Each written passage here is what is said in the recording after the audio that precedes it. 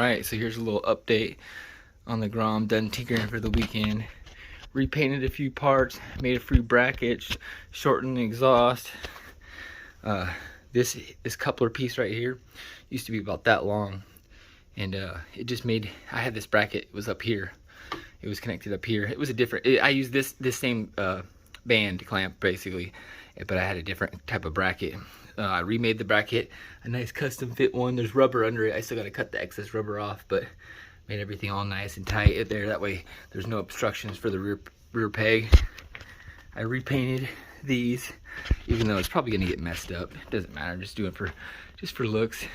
Oh yeah, I'm thinking about blacking out the whole bike. So, or not blacking out the whole bike, but painting this matte black. I have this peelable paint. I did a little test right here on this piece of PVC pipe just to see what color it would be. But I'm thinking it might look sick if it's all black, and then just keep, like, you know, this blue, the front blue. Maybe paint this black, this section. I don't know. What's cool about the peeling paint is that I can, you know, do the layer of the peeling paint, and you got to do like 5 or 6 layers to make it thick enough to peel it off. But once that's done, then you can paint it any color you want, and then peel that off when you're done. So, oh yeah, new Fender eliminator. Yeah, it looks sick. That's not the right plate, so I just put it on there for looks. Anyways, let's see what we got here. Yeah, hydraulic clutch. I remade a mount. Now this mount's higher. That way, because it's higher, I'll be able to have a little bit more adjustment in the top and bottom there. Before, I didn't have any adjustment at all. I redid all the wiring, rerouted all the cables way better. I got the braided brake lines for the front and rear now, because I had the braided for the hydraulic too. So I think these are 900 millimeter. They're stiff as heck and really hard to lay out, but I figured it all out. Throttle, it's kind of funky right now because of this carburetor. It's the stock one, obviously, but the only way I could get it to work without, you know, causing issues is basically routing it right here. It was routed in there, but it was kind of bundling up here, and so that was causing issues. And this way it just routes right down to the carburetor, and when you turn, it goes up and down, so it's got your slack or whatever. Intake boot that I made, that just to get the air filter, instead of, I didn't like it poking out in the front, you know, so this just kind of puts it back, gets it out of the way. It honestly added some low end power, I think. I felt like ever since I put that boot on, or that intake tube, it made it way more powerful in the low end. And I've actually got it revving out now. The carburetors, I'm almost there with the tune. Basically, I had the bike apart most of the weekend, so I couldn't really test it. So today was the only day I could test it, but it's running the best that it's ever ran. It revs up really, really good now, all the way full. The only problem is there's a little bog in the middle. I think it's going to be lean. So what I'm going to do is at the final end of the night, I had the air screw out 3 turns, and it was 2. Yeah, 2. I went from 2.5. It was almost perfect. Then I went to 3, and it was better. So I think I need to drop down my pilot jet. I think there's a 40 in there now. I'm going to try maybe 38 or 36, depending on how I feel. The needle is 1 down from the middle, so it'd be more richer. The plug looks great. I mean, I'll put it in a photo of the plug. It looks really, really good. So it's kind of hard once you get to that, like, final tuning. You know, it's really, for me at least, it's really hard to get that just last little bit. But I always get it. This bike was the same way. But once I got it dialed, she's running beautifully. So let's see, what else did I do? Yeah, anyways, I'm thinking about painting it. The paint might look cool, so I don't know. You guys let me know what you think about that. Oh, gas cap. Yeah, I painted this. So this color blue is damn near close to this. I think this is a silver background and this is a white background.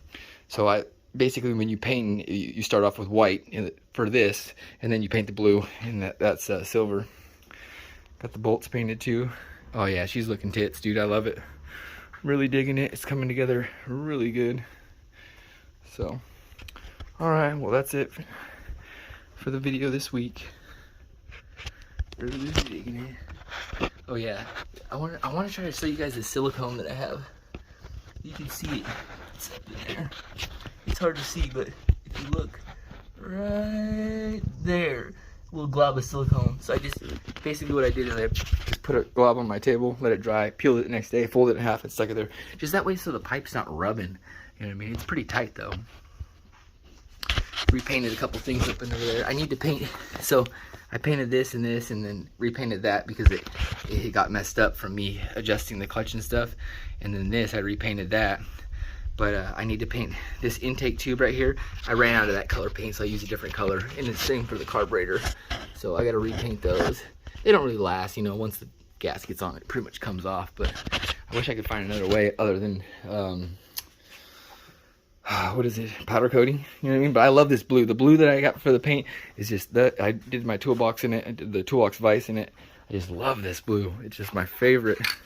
This is the stuff right here.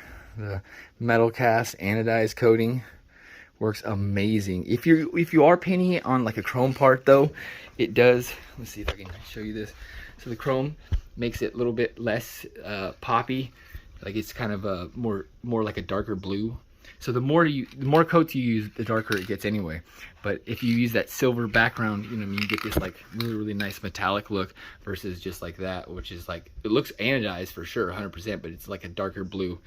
I like the background, and that basically the background is this paint right here. Oh, it's this metal cast, the undercoat or base coat. You put the base coat down, and then you go with the colors. I was using this for clear wheel gloss. This stuff's pretty good. Oh, this paint right here is the other one that I painted. It's like a specialty paint. It dries really fast. Like literally you paint it on a part that's been preheated just a little bit, it almost dries in like 3 seconds basically. You just pick it up right after you paint it, which is crazy. Yeah, here's the peel coat that I'm gonna be using. So anyways, heck yeah, well, it's gonna be good. So stay tuned. Peace. 3 turns out on the air screw, 120 main jet, and I believe it's a 40 pilot, so I need to bump it down. I'm gonna try like 36.